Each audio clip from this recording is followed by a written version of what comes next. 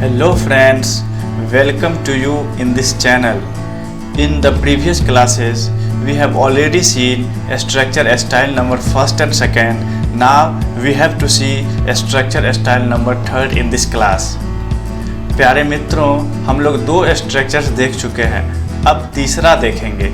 इस स्ट्रक्चर के लास्ट में आप लोगों को प्रैक्टिस करने के लिए कुछ एग्जाम्पल्स भी दे दिए गए हैं हिंदी में, उन्हें आप इंग्लिश में कन्वर्ट करेंगे इस स्ट्रक्चर की सहायता से। इसमें जो रूल दिया गया है उसकी सहायता से फिर हम लोग उसका सॉल्यूशन नेक्स्ट क्लास में देखेंगे। तो दोस्तों, इस स्ट्रक्चर की पहचान है ऐसे वाक्य जिसमें वर्ब के बाद तो हूँ, तो है, तो हो etc लगा हो, तो इससे पता चलता है कि प्रेजेंट टेंस में वर्ब को जोरदार बनाया गया है। अतः इसका अनुवाद हम निम्न नियम से करेंगे। तो हम लोगों ने पिछले स्ट्रक्चर में क्या देखा था कि सब्जेक्ट को जोरदार बनाया गया था, लेकिन यहाँ पे वर्ब को जोरदार बनाया गया है। तो वर्ब को जोरदार बनाने के लिए क्या रूल्स है, अगले स्लाइड में देखते हैं। इसका रूल है,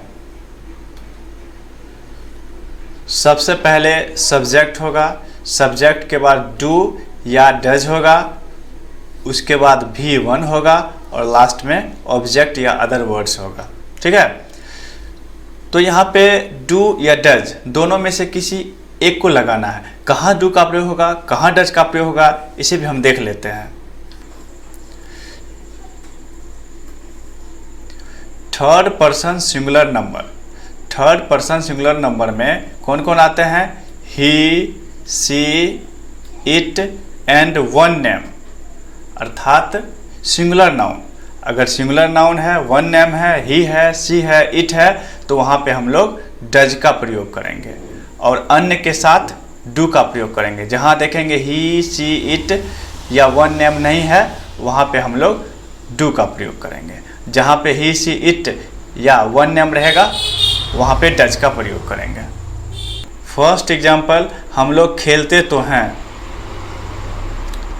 वी डू प्ले, यहाँ सब्जेक्ट है हम लोग का इंग्लिश होता है वी के साथ लगेगा डू, उसके बाद वर्ब वन है, वर्ब वन प्ले ऑब्जेक्ट नहीं है। ठीक है, तो हम लोग खेलते हैं तो हैं, वी डू प्ले। दूसरा उदाहरण है, वह हमेशा मुझे याद करती तो है। यहाँ सब्जेक्ट है वह यहाँ फेमिनिन जेंडर में है, इसलिए सी, और हम लोग जानते हैं ही, सी, इट और सिंगुलर नाउन के साथ डज का प्रयोग होता है, तो सी के लिए होगा डज। सब्जेक्ट हो गया, डू या डज में से डज हो गया।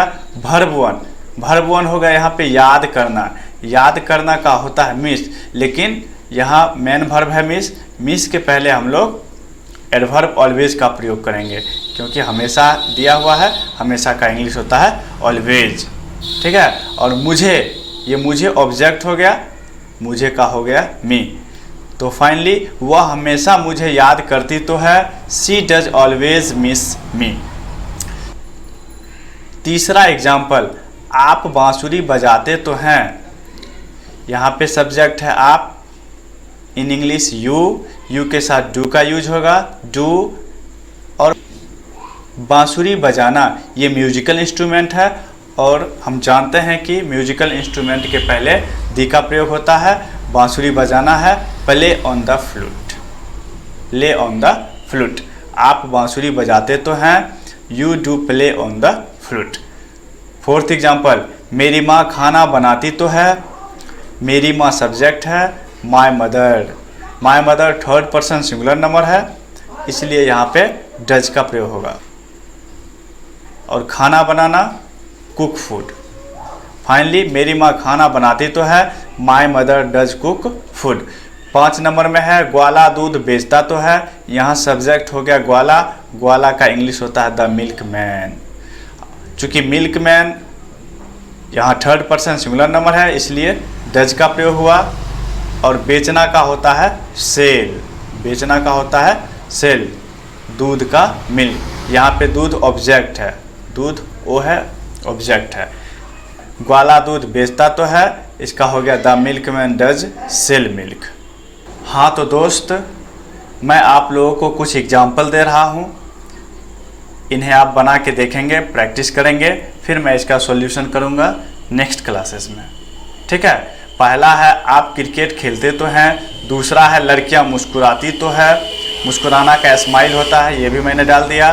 तीसरा मेरे पिताजी बाजार जाते तो हैं। चौथा है मेरा भाई मन लगाकर पढ़ता तो है, मन लगाकर अटेंटिवली। पांचवा राधा रंगमंच पर नाचती तो है। छठा है हम लोग परीक्षा की तैयारी करते तो हैं, परीक्षा की तैयारी प्रिपेयर फॉर द एग्जामिनेशन। 7 में है तुम चाय पीते तो हो, और 8 में है बच्चा या फिर बउआ दूध पीता तो है। ठीक है, इन्हें आप करके आओगे और मैं इसका सॉल्यूशन अगले क्लास में दूंगा। ठीक है दोस्त, मिलते हैं नेक्स्ट वीडियो में। तब तक के लिए keep a smile and enjoy the day.